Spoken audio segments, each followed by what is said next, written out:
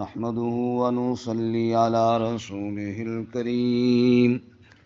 أما بعد فأعوذ بالله من الشيطان الرجيم بسم الله الرحمن الرحيم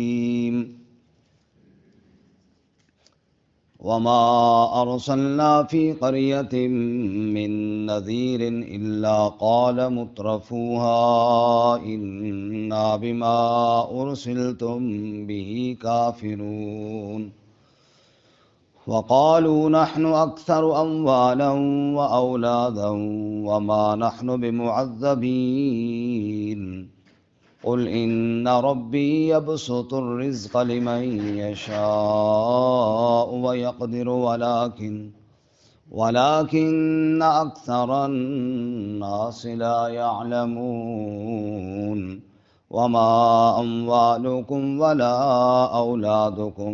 بالتي تقربكم عندنا زلفى إلا من آمن وعمل صالحا فأولئك لهم جزاء الضعف بما عملوا وهم في الغرفات آمنون والذين يسعون في آياتنا معاجزين أولئك في العذاب محذرون قل إن ربي يبسط الرزق لمن يشاء من عباده ويقدر له وما أنفقتم من شيء فهو يخلفه وهو خير الرازقين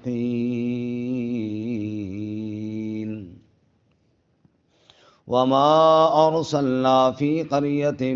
من نذير اور نہیں بھیجا ہم نے کسی بستی میں کوئی ڈرانے والا الا قال مترفوها مگر کہا اس کے آسودہ لوگوں نے مالدار لوگوں نے انا بما ارسلتم به کافرون بے شک ہم جس کے ساتھ تم بھیجے گئے ہو اس کے ساتھ کفر کرنے والے ہیں وقالوا اور انہوں نے کہا نحن اکثر اموالا و اولادا ہم زیادہ ہیں مال اور اولاد میں وما نحن بمعذبین اور ہم عذاب نہ دیے جائیں گے قل آپ فرما دیجئے ان ربی یبسط الرزق لمن یشاء ویقدر بے شک میرا رب کشادہ کرتا ہے رزق جس کے لیے چاہتا ہے اور تنگ کر دیتا ہے وَلَٰكِنَّ أَكْثَرَ النَّاسِ لَا يَعْلَمُونَ اور لیکن اکثر لوگ جانتے نہیں ہیں وَمَا أَمْوَالُكُمْ وَلَا أَوْلَادُكُمْ بِالَّتِي تُقَرِّبُكُمْ عِندَنَا زُلْفَىٰ اور نہ تمہارے مال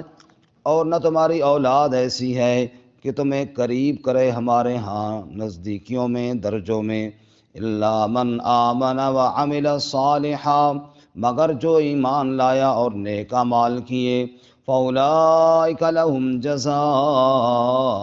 الضعف پس یہ وہ لوگ ہیں کہ ان کے لیے دگنا بدلہ ہوگا بما عملوا اس کے سبب جو انہوں نے عمل کیا وهم فی الغرفات آمنون اور وہ بالا خانوں میں امن سے رہنے والے ہوں گے والذین یسعون فی آیاتنا معاجزین اور وہ لوگ جو کوشش کرتے ہیں ہماری آیتوں میں عاجز کرنے والے اولئک فی العذاب محضرون یہ وہ لوگ ہیں جو عذاب میں حاضر کیے جائیں گے قل آپ فرما دیجئے ان ربی یبسط الرزق لمن یشاء من عباده ویقدر له بے شک میرا رب کشادہ کرتا ہے رزق جس کے لیے چاہتا ہے اپنے بندوں میں سے اور تنگ کر دیتا ہے اس کے لیے وما انفقتم من شیء فهو یخلفه اور جو بھی خرچ کرو تم کوئی شے پس وہ تمہیں اس کے بدلے میں اور دیتا ہے وَهُوَ خَيْرُ الرَّازِقِينَ اور وہ سب سے بہتر رزق عطا کرنے والا ہے سبحان ربک رب العزت عما یصفون وسلام علی المرسلین والحمد للہ رب العالمین اللهم صل على محمد وعلى آل محمد كما صليت على إبراهيم وعلى آل إبراهيم إنك حميد مجيد اللهم بارك على محمد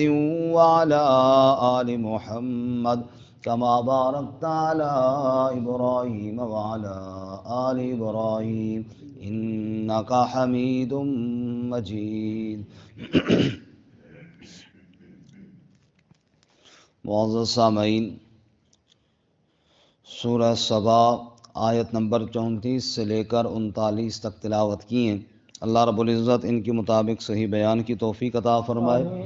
اور ہمیں قرآن و سنت پر عمل کرنے کی توفیق عطا فرمائے۔ گزشتہ سبق میں ہم نے پڑھا، جب اللہ کے انبیاء علیہم الصلاۃ والسلام دعوت دیتے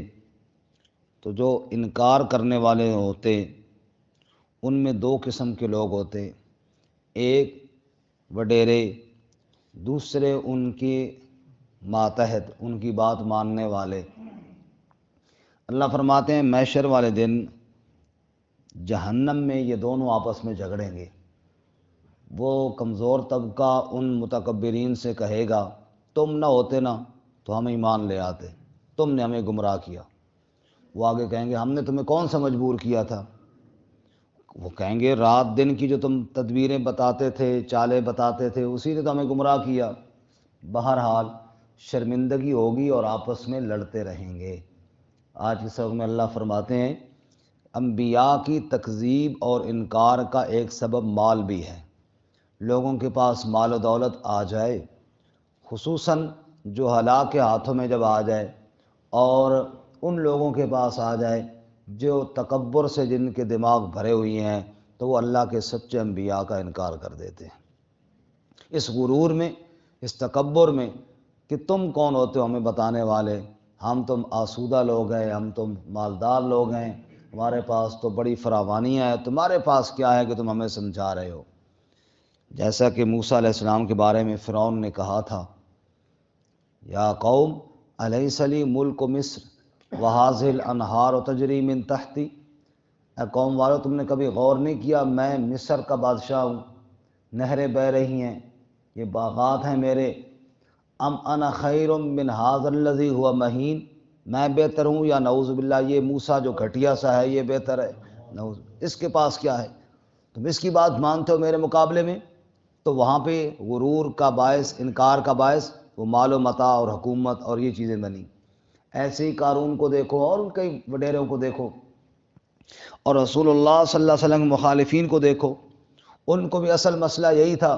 کہ جو ہماری بڑائی ہے، ہماری چودراہٹ ہے، اس پہ حرف نہ آ جائے۔ کہتے تھے اللہ نے قرآن نازل کرنا ہے تو کسی وڈیرے سردار پر کیوں نہیں نازل کیا، مکے اور طائف کے بڑے چودھری پر کیوں نہیں نازل کیا، ایک یتیم پر اللہ نے قرآن کیوں نازل کیا؟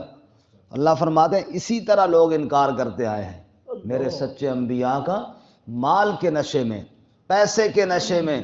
اور دنیاوی عہدوں کے نشے میں میرے سچے قرآن کا، میری سچی کتاب کا، میرے سچے نبی کا لوگ انکار کرتے چلے آئے ہیں۔ حالانکہ رزق یہ تو رب کے ہاتھ میں ہے، کسی کو زیادہ دیتا ہے اور کسی کو تنگ کر دیتا ہے۔ اللہ فرماتے ہیں وَمَا أَرْسَلْنَا فِي قَرْيَةٍ مِّن نَذِيرٍ، اور ہم نے نہیں بھیجا کسی بستی میں کوئی ڈرانے والا، مطلب جس بستی میں بھی کوئی ڈرانے والا گیا ہے، إِلَّا قَالَ مُتْرَفُوهَا، وہاں کے جو مالدار لوگ تھے، آسودہ حال لوگ تھے، انہوں نے کہا اِنَّا بِمَا أُرْسِلْتُم بِهِ كَافِرُونَ، بے شک ہم جس کے ساتھ تم بھیجے گئے ہو کفر کرنے والے ہیں۔ یعنی عموماً اللہ فرماتے ہیں یہی ہوا کہ مالدار لوگوں نے پہلے انکار کر دیا۔ وقالوا، اور انہوں نے یہ کہا نحن اکثر اموالا و اولادا، ہم تم سے مال اور اولاد میں زیادہ ہیں۔ تم کیسے نبی بن گئے جی؟ نہ تمہارے پاس مال پیسہ ہے اور نہ تمہارے جناب پارٹی اور جتھا زیادہ مضبوط ہے، ہمارے پاس یہ ساری چیزیں ہیں، آپ کیسے نبی بن گئے؟ ہم نہیں مانتے۔ وَمَا نَحْنُ بِمُعَذَّبِينَ، اور انہوں نے یہ بھی کہا ہمیں کوئی عذاب شذاب نہیں دیا جائے گا، مت ڈراؤ ہمیں عذاب سے۔ اللہ فرماتے ہیں کل، جواب دے میرے محبوب صلی اللہ، آپ فرما دیجئے ان ربی یبسط الرزق لمن یشاء ویقدر، مال پر غرور نہ کرو، مال پر نہ اتراؤ، پیسے پر تکبر نہ کرو، بے شک میرا رب کشادہ کرتا ہے رزق جس کے لیے چاہتا ہے اور تنگ کر دیتا ہے جس کے لیے چاہتا ہے۔ رزق کشادہ کرنا یا تنگ کرنا یہ کسی انسان کے اپنے اختیار میں نہیں، یہ میرے رب کے اختیار میں ہے۔ وَلَٰكِنَّ أَكْثَرَ النَّاسِ لَا يَعْلَمُونَ، اور لیکن اکثر لوگ جانتے نہیں، وہ سمجھتے ہیں شاید پیسہ آ گیا تو یہ ہمارے اپنے وجہ سے ہے اور ہم بڑے شاید کوئی سمجھدار ہیں، وہ یہ نہیں سمجھتے رزق تو میرے رب کے ہاتھ میں ہے، وہ جس کو چاہے جتنا رزق عطا فرمائے، جس کو چاہے تنگ دست کر دے۔ فرمایا ایک برف والا کہہ رہا تھا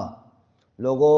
میرے اوپر رحم کرو، مجھ سے برف خرید لو، میرے پاس وہ سامان ہے جو لمحہ بلمحہ گھٹتا جا رہا ہے، میں اس سے فائدہ اٹھانا چاہتا ہوں۔ فرمایا مال اور زندگی یہ ایسا مال ہے جو گھٹتا جا رہا ہے، گھٹتا جا رہا ہے، اس سے فائدہ اٹھا لو، اللہ رب العزت کو راضی کر لو تو فائدہ ہو جائے گا، ورنہ یہ سب چلے جانے والی چیز ہے۔ اجڑ گیا وہ باغ جس کے لاکھ مالی تھے، سکندر گیا جب دنیا سے تو دونوں ہاتھ خالی تھے، دنیا سے پیسہ ساتھ لے کر کوئی نہیں گیا، لاکھوں کے مالک، کروڑوں کے مالک سب کچھ چھوڑ کر چلے گئے ہیں۔ غرور تھا، نمود تھی، ہٹو بچو کی تھی صدا، آج کیا پوچھتے ہو لحد کا بھی پتہ نہیں ہے۔ بڑے بڑے مالدار قبر کے نام و نشان تک مٹ گئے ہیں، کوئی پتہ نہیں ہے۔ اس دن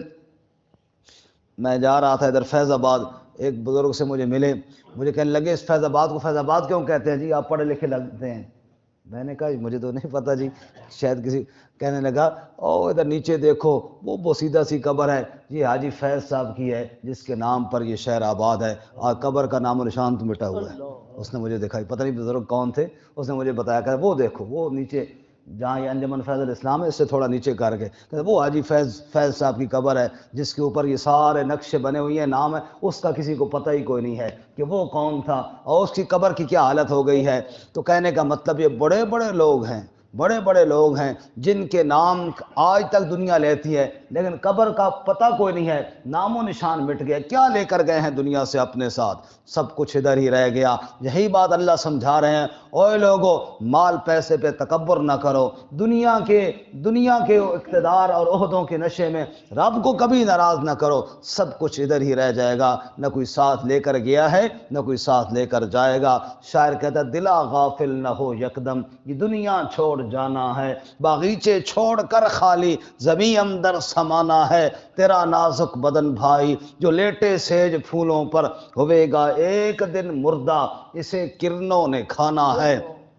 یہ کیڑے مکوڑے اسے کھا جائیں گے، تیرا غرور تیرا پیسہ کس کام کا ہے، سب کچھ ادھر ہی رہ جائے گا۔ بہت کچھ تم نے دیکھا، شاعر کہتا ہے ہم نے ایسے لاکھوں دیکھے جن کا معطر بدن تھا، مزین چلن تھا، جو قبریں اکھیڑی نہ جزو بدن تھا نہ تارے کفن تھا، قبر کے اندر نام و نشان مٹ گیا۔ اس لیے اللہ تعالیٰ فرماتے ہیں وَلَٰكِنَّ أَكْثَرَ النَّاسِ لَا يَعْلَمُونَ، لوگ سمجھتے نہیں ہیں، مال کے نشے میں، پیسے کے نشے میں مجھے ناراض کر دیتے ہیں، حالانکہ یہ تو جانے والی چیز ہے۔